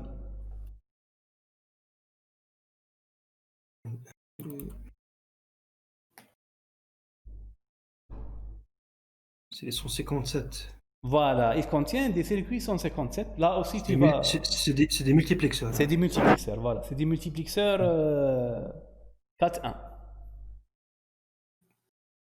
4A. 4-1. Généralement, pour les multiplexeurs Asus, on dit c'est le nombre d'entrées, et la commande. Et la sortie. Et la sortie, pas la commande. La commande elle est déduite. D'accord. On dit 4-1, la commande c'est 2. On déduit que c'est 2. On a besoin de 2 pour commander 4 entrées. D'accord. Voilà, c'est ça. C'est le 74-157. Réellement, c'est 4-1, mais il contient 2. Il contient 2 à l'intérieur. 2 multiplexeurs 4-1. 2 multiplexeurs 4A. Vous allez les étudier après, vous allez voir qu'il y en a 2. Pourquoi il y en a 2? Parce que on a besoin de 8 bits en tout. Les données Ethernet sont sur 8 bits. Sur 8 bits, bien sûr. L'architecture Ethernet elle est sur 8 bits.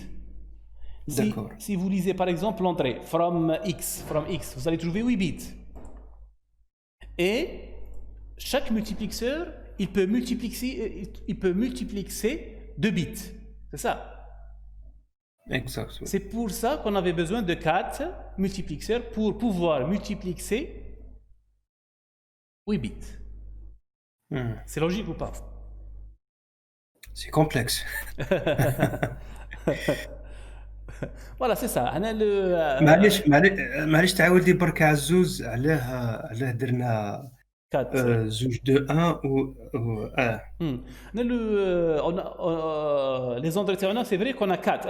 On a from X, from D, from D, from Y. From Y, et il en a une quatrième qui n'est pas utilisée. D'accord. Le quatrième n'est pas utilisé. Chaque entrée, elle contient 8 bits, c'est ça. Mais un seul multiplexeur, il travaille sur un seul bit. Si vous avez un multiplexeur. C'est-à-dire il travaille sur un bit, donc il fait sortir un seul bit. Un seul bit. Lorsque vous lui donnez la commande, il va choisir un seul bit qui va passer ou bien le bit de l'entrée 1, ou bien le bit de l'entrée 2, ou bien le bit de l'entrée 3. Exact. Parce que c'est les pattes. Les pattes, elles ne peuvent pas contenir. C'est pas un bus. C'est pas un bus. Les pattes doivent être en verre. Elles ne peuvent pas être un bus. Bien sûr. D'accord. Je vous ai dit que le 157, il contient 2 multiplexeurs à l'intérieur. 4-1. D'accord. Le premier. Deux multiplexeurs, donc il peut émettre 2 bits. 2 bits, très très bien. Les 2 premiers bits, ils sont sur le premier multiplexeur. Le bit 3 et 4 sont sur le deuxième. Le bit 5 et 6, ils sont sur le troisième. Le bit Troisième. 6 et 7, ils sont sur le dernier. D'accord. Voilà, c'est ça le principe. On a bien sûr la commande, ils sont partageables. Ils sont partageables pour tous. C'est les mêmes commandes. Si vous donnez par exemple la commande 0, 1, ça sera la même commande pour le premier multiplexeur que pour le deuxième, troisième et ainsi de suite. Si vous donnez par La même exemple commande. la commande par exemple si je donne 0,1 معناتها je veux le passer la deuxième, c'est ça.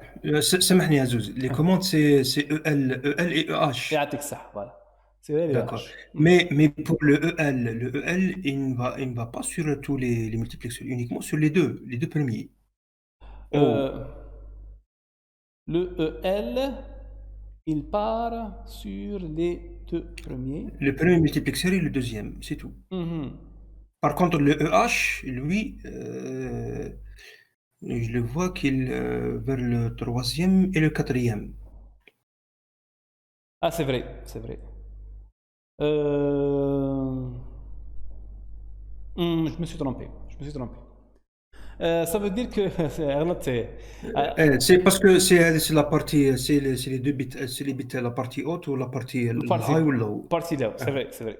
Là, les multiplexeurs, il y en a, je me suis trompé. Les multiplexeurs, c'est 2, 1. Il y en a 4 à l'intérieur. De 1, il y en a Il 4. y en a 4. Pour chacun, il y en a 4. Ça veut dire le EL, il contrôle le passage entre X et D. Et le D'accord. H, il contrôle le Y. Le Y. Est-ce qu'il passe ou pas? Parce que la sortie sur la... je me suis trompé, c'est vrai. La sortie sur la RAM, elle contient 16 bits. 16 bits, oui. C'est la somme du low et du high. De low et de high, oui. Là, c'est le même principe. Hein. C'est 4, 2, 1. Là, c'est le multiplexage entre 8 bits. 2 8 bits. Pour sortir le low. Pour sortir le low. Entre le X et le D. Oui. Exact. Donc, عندنا 8 bits يخرجوا لنا على sortie 4 bits. يخرج لنا 8 بيت ثاني. سامع شوف. عندنا 8 bits منها. دونك عندنا 0,7. عندنا 4 bits from X أو في البريمي ملتيبليكسور. وفي le deuxième multiplexeur 4 bits. 4 bits, voilà. 4, ça fait 8. Ça fait 8. À la sortie, chaque multiplexeur il charge 4 bits à Azus. À l'entrée, nous avons 8 bits, à la sortie 4 bits. هنا تبع في لي بيس. هنا كيما نقولوا نهضروا en globalité. Le multiplexeur هنا 2 1. C'est ça. Multiplexeur. D'accord. Les multiplexeurs sont 2 1, c'est ça. 2 1, oui. Ils sont 2 1. Et il y en a 4 sur chacun. D'accord. Les multiplexeurs, si on voit d'une façon globale, les deux premiers multiplexeurs, les deux sont 57, ils sont ensemble. Les deux premiers, en haut. D'accord, oui. Ils sont oui. ensemble pour ils produisent le low. Le low. Les 8 bits de low. Les 8 bits, voilà. Les 8 bits. Je parlais de ça. Je parlais des 8 bits du low. Et le high, c'est la même chose. D'accord, exact. Voilà. Ce que je voulais dire, c'est que sur un circuit qui contient 4 multiplexeurs de 1, donc il a en entrée 8 bits et en sortie 4 bits. C'est ça. 8 entrées et 4 sorties. Voilà, 8 entrées, 4 sorties. Parce que les bits, c'est pas ça. Les bits, c'est 4, 4. Là, 4, 4. Les bits. Donc, nous avons 4 bits from X et 4 bits from D. Voilà. Il va choisir entre les deux. C'est pas 8 bits, ça c'est différent. 8 bits, c'est autre chose, c'est ça. Ah, d'accord. Exact. 8 bits, c'est l'ensemble. Lorsqu'on dit 8 bits, c'est l'ensemble. Alors que moi, c'est 4, 4. 4 bits de X, 4 bits de D. D'accord, oui. On va voir par exemple le bus AC en bas. Il est assez simple. Le bus AC. C'est 244. 44, voilà, on avait déjà vu ça. C'est un 3-state buffer. C'est three-state buffer. Mhm. On a le AC par exemple à l'intérieur. On va commencer à voir des registres. À l'intérieur, c'est l'accumulateur.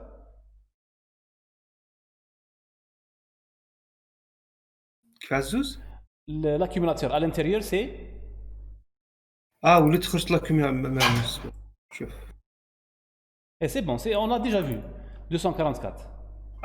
244 oui. Donc خرجت ثاني وليت le registre AC. Le registre AC. أو تويل Voilà, oui. Le fameux 377. Voilà, ça c'est le fameux 377. Ça c'est un registre sur 8 bits. Il est très simple à utiliser. Vous allez voir que c'est un registre qui contient l'écriture. C'est ça qui manquait. C'est l'écriture. On peut écrire. Il nous donne le signal d'écriture. C'est très important ça. Voilà, on revient par exemple en haut vers juste une remarque par rapport le Gigatron. Le Gigatron, il avait des registres, l'IR et le D, si vous vous souvenez. Exact, oui. Je les ai enlevés. Je peux les enlever. Je les ai enlevés. D'accord, c'est pour réduire. J'ai fait une réduction ici. J'ai pas voulu faire un pseudo pipeline. Un pseudo pipeline. Hein. Qu'est-ce que ça veut dire? C'est que c'est vrai que je vous ai dit que là notre architecture elle est monocycle, c'est vrai. Mais réellement le Gigatron il n'est pas plané. Qu'est-ce que ça veut dire? Le premier formatant de l'horloge, il prend l'information du PC, il a fait mettre. Il fait l'opération du fetch. Il a fait mettre dans IR et dans D. Et le deuxième cycle, il fait l'exécution de cette instruction. J'ai enlevé ça, pour ma part, j'ai enlevé ça, j'ai tout rassemblé et je l'ai rendu 100% one cycle. One cycle, d'accord. Ça, c'est une optimisation, je voulais réduire le nombre de... Le nombre de registres. De composants. Voilà, qu'est-ce qu'on va voir aussi?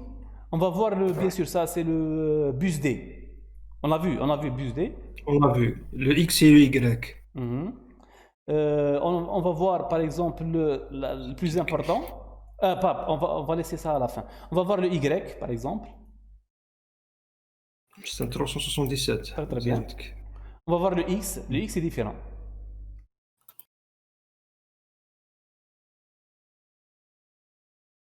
C'est des 161, c'est l'UAL. Non 161. X. 161, non. 181, l'UAL. C'est les compteurs. C'est des compteurs, voilà. Vous allez voir pourquoi ils ont utilisé des compteurs ici, parce que vous allez voir, il y a un mode d'adressage. Le mode d'adressage, c'est que il incrémente le X. Et il va utiliser le X, une partie de la construction, du calcul de l'adresse, il va l'incrémenter à la fin. À chaque fois, il va l'incrémenter. D'accord. Le mode d'adressage, il a été spécifique, il a été conçu spécialement pour le VGA, pour la sortie des pixels. Les pixels, c'est des cellules mémoire, d'accord. À chaque fois, il a besoin d'incrémenter. Plus 1, c'est la cellule suivante, l'affichage qui est sur l'écran. Ce sont des pixels. Vous connaissez les pixels? Bien sûr. Les pixels, c'est leur valeur, leur couleur, c'est des cellules mémoire. Ils se trouvent dans la mémoire. Et l'accès à je vous ai dit que 70% du travail du Gigatron, qu'est-ce qu'il fait? Il affiche. L'affichage. Voilà.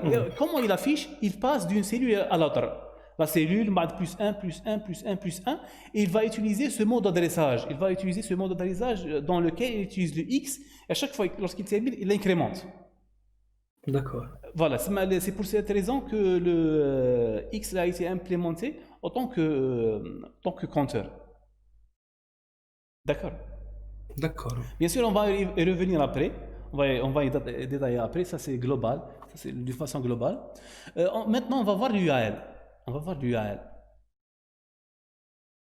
Alors l'UAL,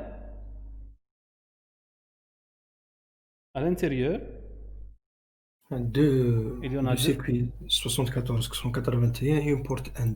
Une porte end. Une porte end. La porte end. Il y a une porte end. Ici, c'est le. Ici, ça. Qu'est-ce que je voulais dire? Ici, c'est deux UAL 4 bits. Pour former un UAL sur 8 bits. 8 bits. Voilà. Ici, il y a un carry. Ce qu'on appelle daisy chain. Ils sont chaînés. Ils sont chaînés, c'est le Chaîné. carry. Voilà. Ils sont chaînés. Ça veut dire les 4 premiers bits, leur flag, leur carry, il est envoyé vers le deuxième, vers l'entrée du deuxième. Vers l'entrée du deuxième. Voilà. Et ça, c'est l'UAL. Elle fait toutes les opérations. L'UAL, elle est très célèbre. Une anecdote. L'UAL, par exemple, c'est la même que le PDP-11. C'est exactement la même. C'est la même. Hein? Le PDP-11 utilise le PDP-11, parce qu'on n'a pas bien étudié, mais le PDP-11, c'est une architecture sur 12 bits. PDP-11. C'est 12 bits, hein? C'est pas 8 bits, c'est 12 bits. Et il utilise une UAL sur 181. 3 UAL. Voilà. C'est exactement la même. Elle est très célèbre et vous avez à la comprendre. Elle est assez complexe à comprendre. D'accord. Bon. Ouais.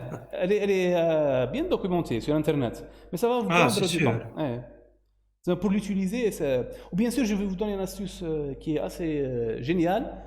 C'est le Logisim. Logisim, il utilise une bibliothèque pour ces circuits. Ils ne sont pas implémentés à zéro. C'est une bibliothèque toute prête. Vous pouvez la trouver. Vous allez par exemple à gauche. Show details. Vous allez à gauche, vous allez descendre en bas et vous allez trouver un dossier 74XX, Library. Ah, d'accord. Voilà. Si vous allez l'ouvrir, vous allez trouver plusieurs composants TTL. Et vous pouvez les tester un à un. Ça va vous aider comment l'ouvrir? Quoi, le dossier? Par exemple, le 74... Vous allez cliquer, vous allez le mettre sur la zone de travail. Cliquez sur le circuit et vous allez le transporter sur la zone de travail. Ah, d'accord. Et vous avez tous les circuits disponibles ici, sur le simulateur. Vous pouvez comprendre et les simuler en même temps pour voir est-ce que ça fonctionne bien ou ça ne fonctionne pas. Vous allez voir le côté fonctionnel des circuits. Les points bleus et les points rouges, qu'est-ce que ça veut dire? Bleu, ça veut dire c'est Z, c'est la valeur flottante. Et le rouge, ça veut dire il y a contention. Le rouge, c'est qu'il y a court-circuit. Ah, c'est ça la signification de ces deux couleurs. Parce que j'ai juste mis le circuit sur le plan de travail et tu vois donc les points. Des points rouges, des points bleus. D'accord. Alors on va voir les unités d'entrée et sortie. Les unités d'entrée et sortie, là on va commencer par exemple par le keyboard. Et vous allez trouver à l'intérieur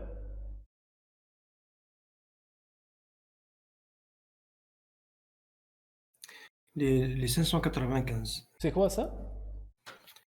C'est un shifter normalement. C'est un shifter, voilà. C'est un shifter. Il va nous permettre de prendre l'information en série et la transformer en parallèle. En parallèle, oui. Il va prendre bit par bit. Voilà, bit par bit. Il va les arranger dans le registre. Lorsqu'il aura atteint le 8e bit, il va les transmettre dans le bus bleu, database. D'accord. Voilà. La même chose, on peut faire pour la manette. Gamepad. C'est la même chose. C'est toujours un shifter. D'accord. Pour le out, le registre out. 377. Voilà. Pour le IOC. C'est les 240. Non. IOC. Input Output Controller. Ah, d'accord. C'est le 377 toujours. Voilà, ce circuit n'existe pas dans Gigatron. Hein. Ça, c'est C'est un gestionnaire qui va commander l'unité d'entrée-sortie. Voilà. Et à l'intérieur, il est rattaché vers le IOU, Input Output Unit. À l'intérieur, on trouve deux 240 voilà, deux traces buffer. 16 buffer. Voilà, ça c'est وهذوك l'utilité. les autres c'est des les résistances donc c'est des pull-up. Voilà, c'est des résistances pull-up ou bien pull-down. Ce sont des pull-up. Lorsqu'il y a un, c'est pull-up. C'est Zéro, des c'est 1 pull-down. donc c'est des pull-up. Est-ce que tu comprends le principe تاعهم? Sinon, on va le laisser. C'est assez complexe le principe تاعهم. Et les résistances, pull-up, pull-down. Non, normalement c'est lorsque la résistance elle est branchée sur le 5 volts donc c'est le pull-up. Donc c'est A1. Lorsqu'elle est branchée sur le 0 donc c'est le pull-down. C'est quoi leur travail? Pourquoi on les utilise? C'est pour mettre la valeur lorsque bon je l'ai utilisé une fois lorsque j'ai transformé une manette de PS2. Donc une fois j'appuie donc si j'appuie donc sur un bouton donc j'ai la valeur 1. Donc lorsque j'enlève donc elle doit prendre une valeur par défaut qui est 0. C'est la valeur par Elle défaut. elle va la remettre à la valeur par défaut. Elle va pas la laisser sur la valeur Mais la valeur c'est globalement, c'est ça. Globalement, c'est ça. Mais on va en détailler après. On va en détailler après. Alors, je ne veux pas entrer ici parce que ça va me demander beaucoup, enfin, ça va me demander beaucoup d'explications. On va le laisser après. Lorsque on aura étudié ça, on va l'expliquer. D'accord. On va le laisser. Inch'Allah.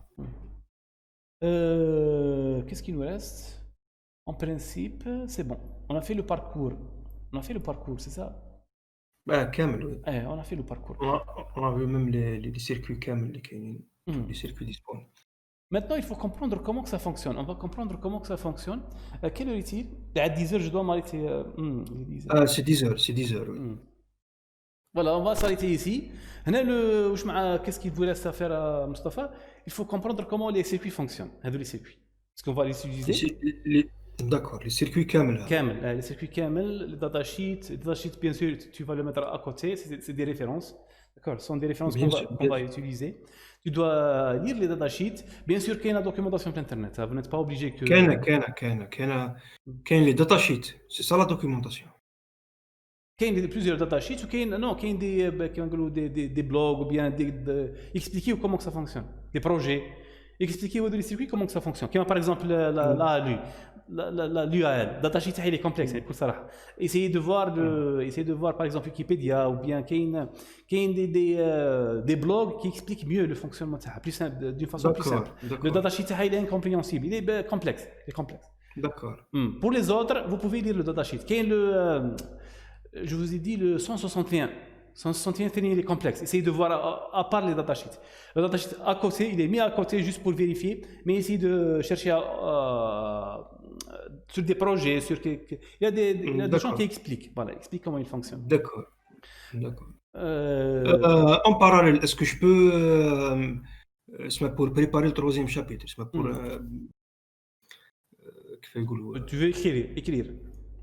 En même temps, باش نقدر collecter comme information, au moins je fais un croquis sur le 3e chapitre. Oui, après chaque consultation, je fais juste une mise à jour des modifications. Il faut pas se tromper. Il faut faire كيما نقولوا bloc note pour نديروا كيما نقولوا squelette exact تاع Exact. Je vais l'écrire introduction, conclusion.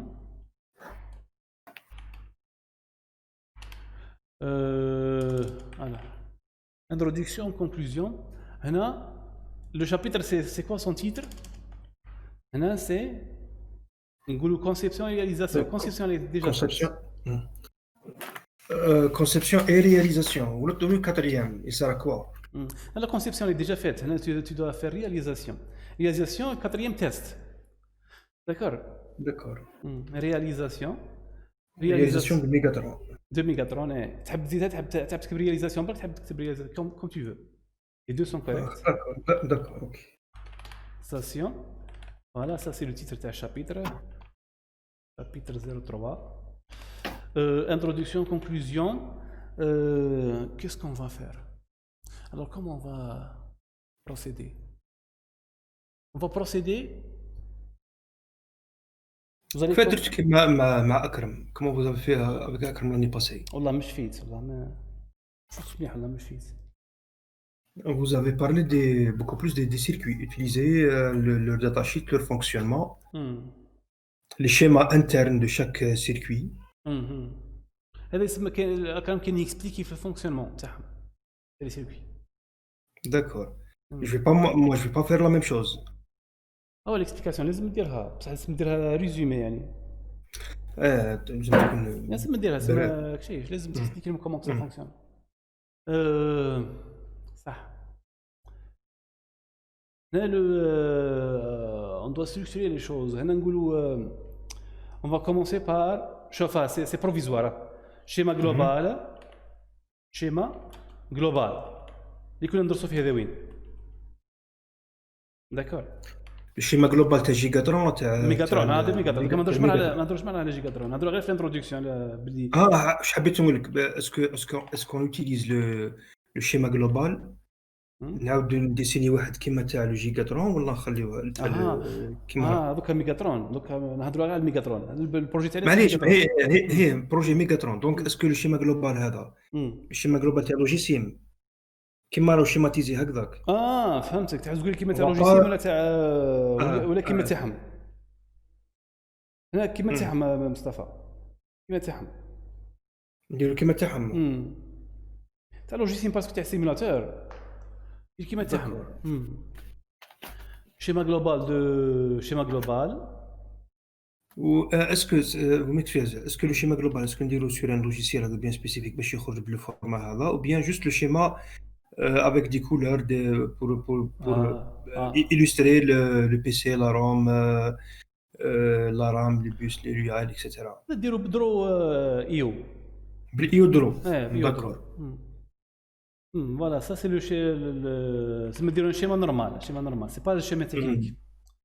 D'accord, ok. Schéma global. Dans le schéma global, on va mettre le schéma et on va expliquer.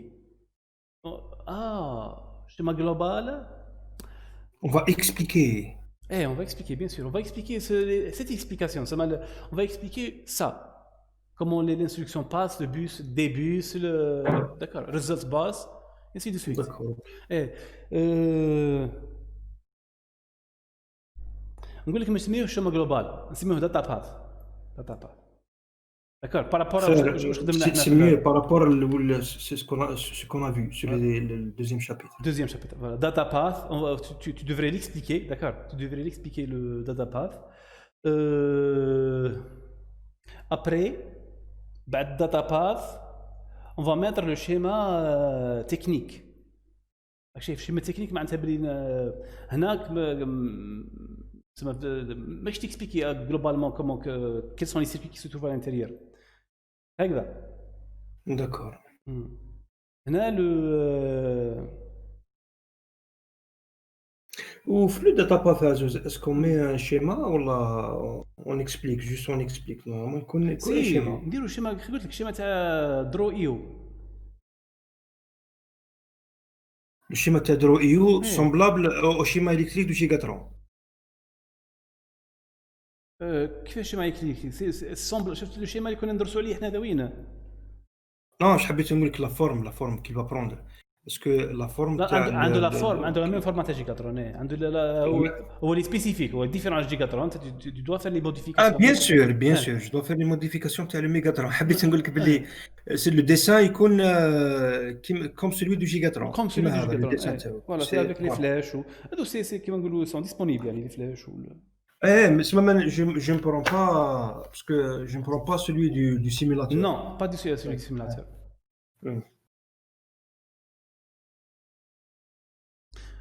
Après cela, j'hésite. عندنا deux possibilités. Ou bien on explique l'UCC, on commence à expliquer l'UAL ou l'UCC, ou bien voilà, on va faire ça.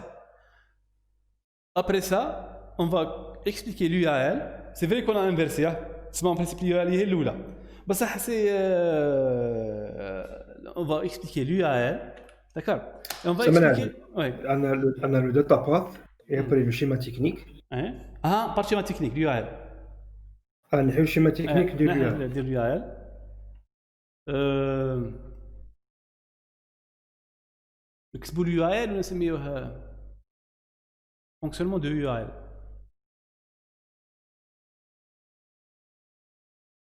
l'UAL, unité arithmétique logique. Okay. بعد unité de contrôle, CU.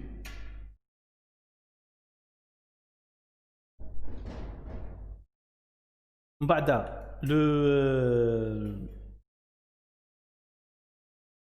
بعد simulation sur logiciel. Simulation. بعد schéma électrique. D'accord. بعدها الشيما إلكتريك. Électrique. Voilà, on va faire ça. On va le faire comme ça. عزوز ولا بارتي تاع جو دانستركسيون ولا في السي يو. في السي يو. في السي يو ثم اللي بدل نكتبوا ثم بتاتر في السي يو. انا قلت لك عاوش تخرجوها كوم عاوش بعد السي يو نخرجوها وحدها. Non, حنا على بالك نكتبيو السي يو نكتبيو لو فونكسيونمون تاع لي انستركسيون با انستركسيون اون ديتاي نديروها داخل نديروها كوم ان سو تيتر داخل السي يو. سو تيتر داكور. داخل السي يو. سيمولاسيون سور لوجيسيل بعد شيما إلكتريك. هي دو ترافاي. فيه خدمة شوية.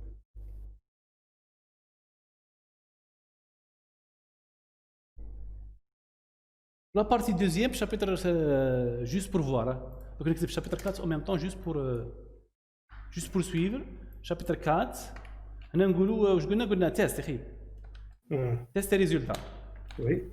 ريزولتا. هنا كيف introduction conclusion. هنا juste pour voir qu'est-ce qu'on va utiliser. هنا on va هنا على باك بان تيستي وهنا هنا لي تيست ريزولتا راح يكونوا كيما نقولوا سير سيمولاسيون اي سور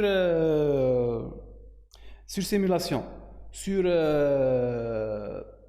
اسمها بريف بورد هذيك سور بريد بورد اي سور بي سي بي لو لحقنا ان شاء الله. داكور سمعنا 3 تيست هكذا. لا دو سيمولاتور. واحد سور لوجيسيم. test sur simulateur. Les tests sur simulateur. On a toujours un test. Test sans eux. Ok. Test sur simulateur. On a test sur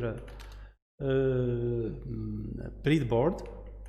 كيف على breadboard بالفرنسي؟ بلاك دي سي. بلاك دي سي بلاك دي سي. عندي ثاني واحد اسمه قداش وكاني يعني والله نسيت. بريد بورد. بريد كيما خبز بريد بورد. بريد بورد خبز صح. بالفرنسي عنده واحد النوع هكذا كي خاطر لقيت واحد التراديكسيون حبست لي راسي يعني والله غنسيت كنجي اوبليي. انا نعرف هكذا نعرف بلاك دي سي ولا بريد بورد. بلاك دو تيست ثاني عيطوها بلاك دو تيست فوالا سور بي سي بي. هنا بيان سور بصح عندنا لازمنا كيما نقولوا ان بروتوكول دو تيست قبل. داكور بيان سور باش ما نتستيوش نيمبورت كوا لازم تكون عندنا لو ميم تيست اللي يكون سور سيميلاتور لوجيسيم يكون سور لا بلاك دي سي يكون وعندنا لا بلاك بي سي بي. البروتوكول معناتها باللي كيما نقولوا نحطوا دي ان بروغرام دو تيست ونشوفوا اسكو لي ريزولتا كوريكت ولا سي سا لو تيست. اكزاكت. بروتوكول دو تيست فوالا سي بون. يكون هو الاول بروتوكول يكون هو الاول ونابليكيو عليهم في 3.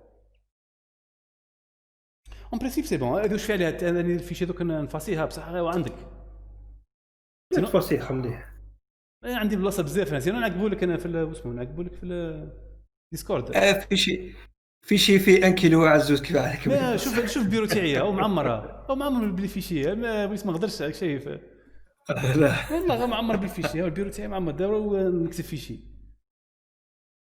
لا ماكش ندير عزوز دي دوسي قال دوسي ميغاترون. في الدوسي ميغاترون كاين دوسي عزوز دوسي مصطفى فهمتني.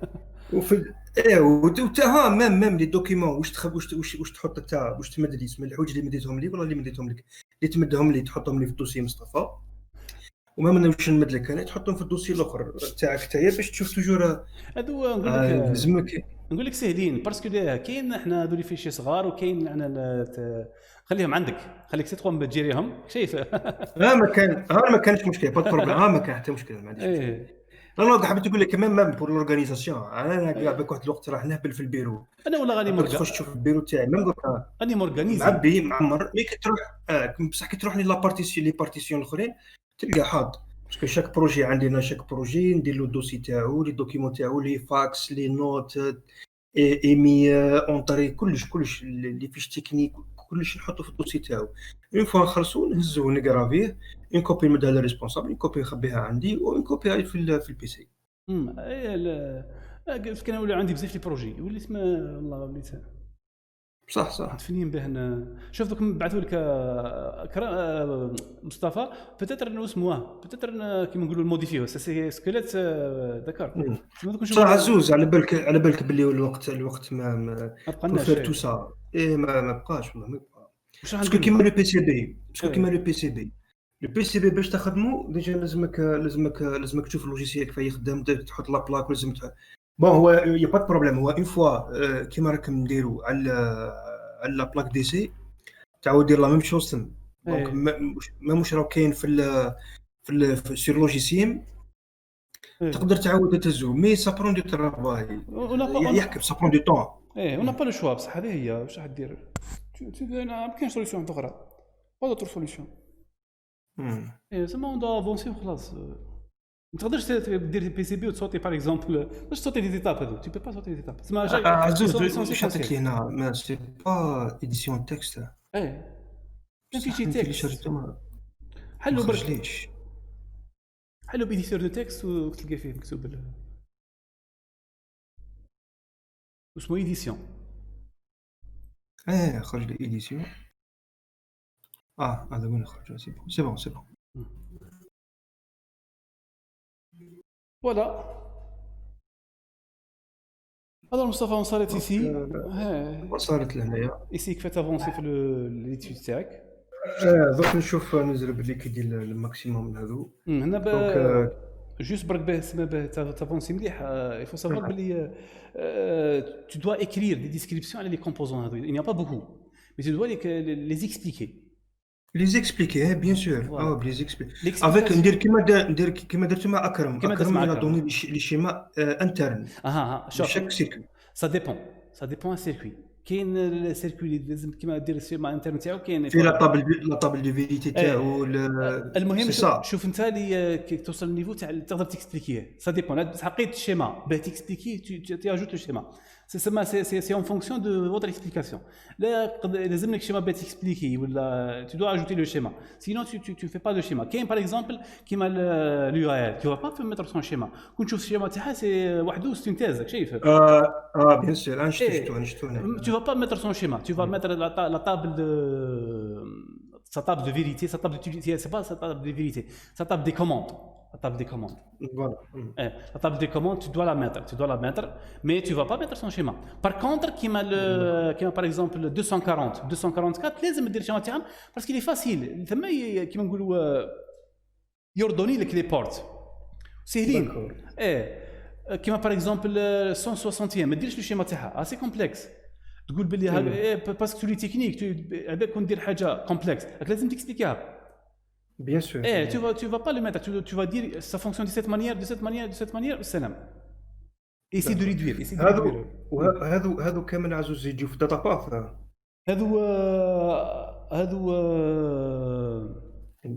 نشوف ترى لازم ندير لهم ان بوين وحده عندهم بلاصتهم بصح مش فيتش البلاصات نشوفوا ترى برك عاود نحل لو فيشي هذا البلاصه تاعهم داتا باث لي يو ال بعد عندنا لونيتي دو كونترول شيما الكتريك هذو يجيو في الاخر خلاص شيما الكتريك هذو يجيو في الشيما الكتريك دونك انا واش ندير بور لا بروشين سيونس عزوز دونك نشوف لي داتا شيت تاعهم وليكسبليكاسيون تاعهم وريداكسيون عندك الحكمه عندك ريداكسيون صغيره تاعهم عليهم داكور